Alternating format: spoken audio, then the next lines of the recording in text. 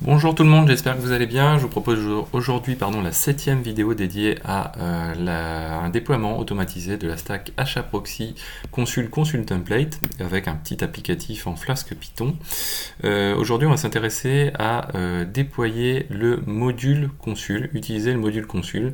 C'est-à-dire qu'on a un master Consul qui a été installé pour le coup avec un cluster.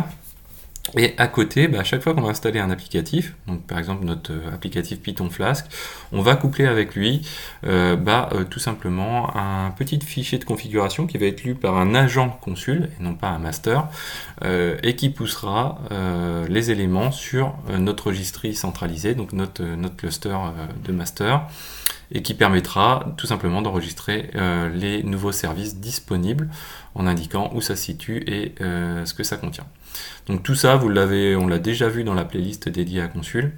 Là, c'est ni plus ni moins que de l'orchestration de tout ça. Alors avant de commencer, la fois précédente, j'ai rencontré un petit problème sur la modification donc, de dans notre rôle applicatif. Et donc on va aller juste corriger tout ça.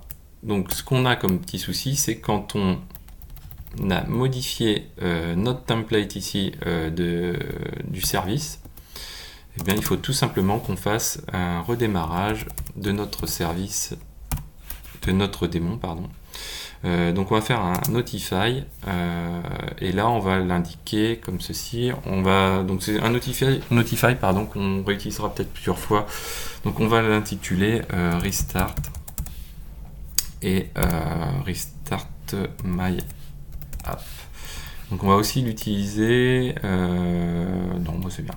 On va le mettre. Alors si on a besoin, si on veut modifier notre applicatif, on peut aussi l'utiliser ici. Restart my app. Donc le notify, lui, ce qu'il permet de faire, c'est de créer, ça je crois qu'on l'a déjà vu, un handler qui, quand il y a une modification soit ici pour le coup, donc grâce à un MD5, Ansible va voir si ce fichier a évolué. S'il a évolué, s'il fait un change dessus, il va exécuter le notify. Le notify, lui, va se reporter, donc le restart my app, il va se reporter au répertoire handler et ce qui contient ici.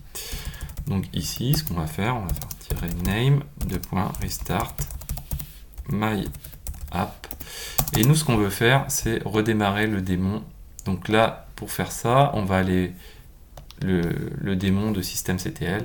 Pour faire ça, je me suis rendu dans le module systemd de Ansible. Et nous, ce qu'on va utiliser, c'est cette partie-là. Hop, voilà, qui m'intéresse.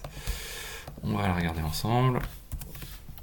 Donc là, on utilise le module systemd. L'état, on dit que c'est un restarted. Le name c'est my app, et on fait un démon reload yes, tout simplement. Donc voilà, donc ça c'est pour cette partie là. Maintenant on a dit qu'on installait qu'on a utilisé un module consul. Donc pour ça il est dédié au déploiement des services consul. Donc on va créer un nouveau rôle. Donc je me rends dans rôle, je fais ansible-galaxy init, et là ce rôle on va l'appeler consul underscore services. Hop, voilà. Donc là, c'est bien. Maintenant, ce que je fais, c'est que je vais aller éditer ce rôle. Consul underscore services. Hop, et donc, on va éditer toute la partie task. Donc, qu'est-ce qu'on fait? On va installer tout d'abord, on a besoin d'installer pip. Pour pouvoir installer, vous voyez ici, un module Python consul-consul qui lui va permettre à Ansible d'interagir avec Consul directement. Donc ça c'est pratique. Donc on va aller modifier là. Hop. Donc première chose, donc comme d'habitude, on met à jour apt update cache. On lui donne une période de validité à 3600. On va ensuite installer pip. Alors sur la nomenclature, ici ça j'en ai pas besoin, voilà. Hop. J'installe pip. Donc là c'est tout simplement du apt, le module apt. On lui donne un nom de module installé, de paquet installé, python pip. Ensuite ce que l'on fait, on va installer consul. Donc, on va installer Python consul.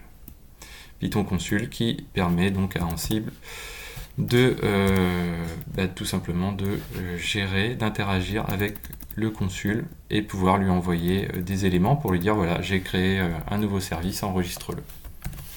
Donc là, la mise en œuvre de ce genre de choses, c'est quoi? C'est ceci. Hop. Donc, qu'est-ce que j'ai fait dans cet élément-là? Donc, je donne un nom.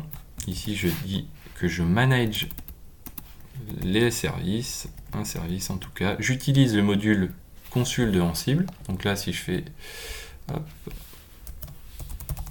consul Ansible dans Google, hop, je vais tomber sur quelque chose qui va être bien, une documentation Ansible dédiée à la gestion des services consul. Vous voyez qu'il y a pas mal de choses, et d'ailleurs ça s'alimente puisque de plus en plus consul est utilisé, donc ça s'alimente un peu de jour en jour.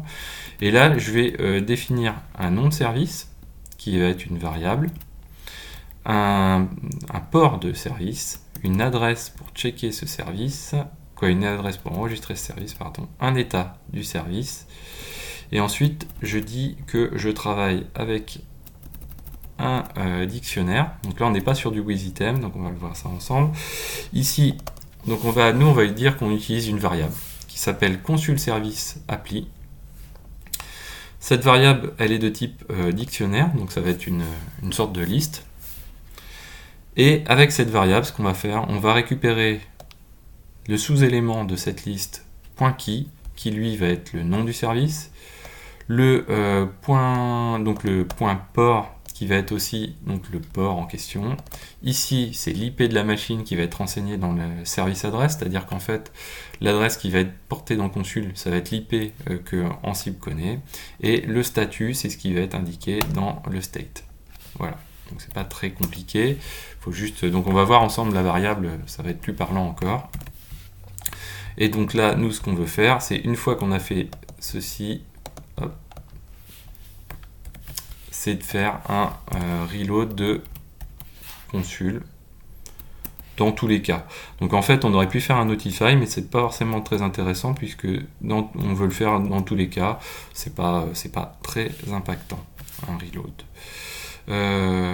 Voilà, donc ça c'est un premier élément.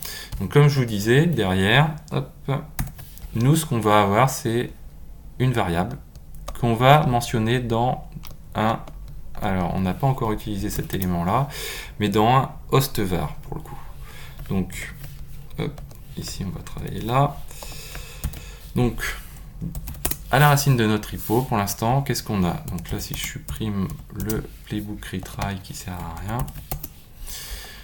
là, j'ai un host.yml. On va pouvoir créer un répertoire mkdir de host /vars. Et dans ce répertoire, on va pouvoir éditer un fichier par machine pour dire telle machine, je spécifie telle variable. Donc nous, on est sur la 172.17.0.5.4, non, 0.5.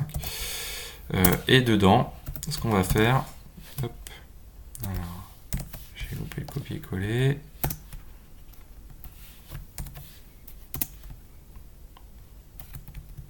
Voilà, donc nous, ce qu'on va copier-coller, c'est cette variable-là qu'on va créer. Donc c'est une variable un petit peu plus complexe qu'une variable classique, puisque c'est un dictionnaire, c'est du Python, hein, le terme dictionnaire. Et dedans, on lui spécifie qu'on a une variable qui se nomme consul service appli, et cette variable consul service appli, elle peut prendre un ensemble d'éléments avec une clé. Donc notre clé c'est myapp, mais si on a d'autres applicatifs, ça permettrait de mettre new app, et aussi de spécifier le statut s'il est présent, etc. Le port en question, puisqu'en fait l'IP on la connaît, c'est Ansible qui la connaîtra, et le statut, c'est-à-dire que est-ce qu'on veut que ce service il soit déployé ou pas, donc il est présent ou absent. Voilà. On a une autre chose à modifier, on va modifier le playbook pour ici y ajouter, dans la partie déploiement de l'applicatif, on va rajouter notre playbook consul services, hop, Voilà.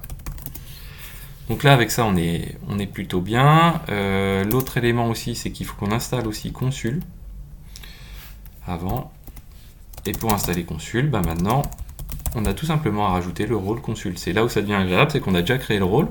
Donc dans la partie My App, on va dire, voilà, tu m'installes Consul. Et comme par défaut, dans cette partie-là, on n'a pas défini de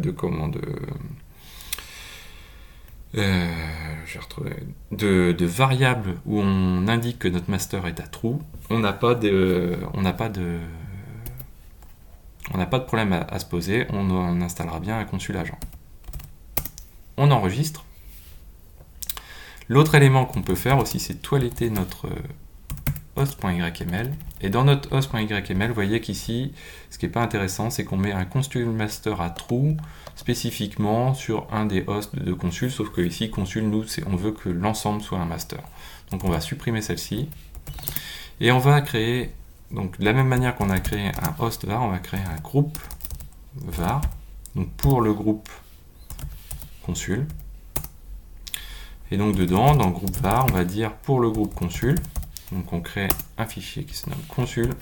Et on dit pour tout ce groupe-là, bah, on considérera que consul master est à true. Voilà, donc avec ça, normalement, on doit être pas trop mal. Donc, si je relance le playbook, voilà. Donc là, c'est parti. Hop. Donc, on a fait pas mal de petites modifications. On va voir si ça marche. Alors, ce que je veux, c'est éviter que la vidéo dure trop longtemps. Donc, si ça marche pas, on va pas forcément débugger en direct. Et je vous brieferai sur la prochaine vidéo. Donc là, tout se passe bien. Toc, toc. Donc là, le service MyApp est créé. Là, il installe Consul sur... donc là, jusqu'ici, on ne l'avait pas installé, mais sur l'applicatif, en tant qu'agent, et pas en tant que...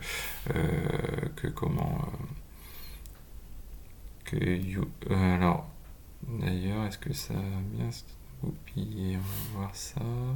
Oui, normalement, il n'y a pas de souci. En tant qu'agent et pas en tant que master, pardon. Voilà. Donc là, il download consul. Et là, ça devrait bientôt se terminer. Donc ce que je vais faire, c'est que je vais me rendre sur la machine 172.17.0.5 en tant que root. Hop.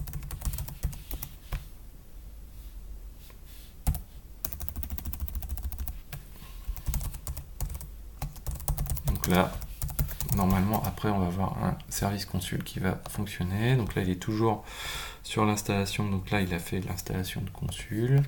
Alors, j'ai peut-être un petit souci. J'ai peut-être pas mis un start sur le consul.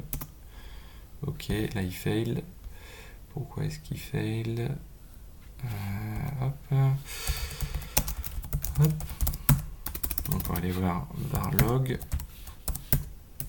Alors là, c'est le genre de choses que on fait quand on réalise notre playbook. Une fois que c'est fait, tout ça, bien sûr, c'est fini après. Donc là, il failed. Je donne connection failed, refuse. Ok, donc il n'arrive pas à se connecter à cette machine-là. On va aller regarder chose etc consul. Et on regarde la conf, donc il essaye de se connecter à 172.17.0.3 et .0.4. Ok. Donc ça c'est pas mal, mais on doit avoir un problème avec un des deux masters que j'ai pas reloadé. Ok, donc on va faire une chose. SSH 172.17.0.4. Puisque lui ne devait pas être lancé en tant que master, peut-être. Service, consul, reload, restart. Ok, status.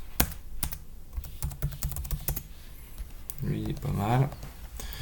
Et si je start consul ici, hop, voilà, donc là il tourne. Oui, c'était un petit problème en fait, a priori. Donc là, on doit être pas mal. Donc là, ce que je vais faire, c'est que je vais me rendre sur un des masters, 172.17.0.3 par exemple. et sur le port 8500 qui permet d'accéder à l'interface graphique. Alors, est-ce que le point 4 qui permet d'accéder à l'interface graphique de Consul. Donc on a deux ici, deux masters.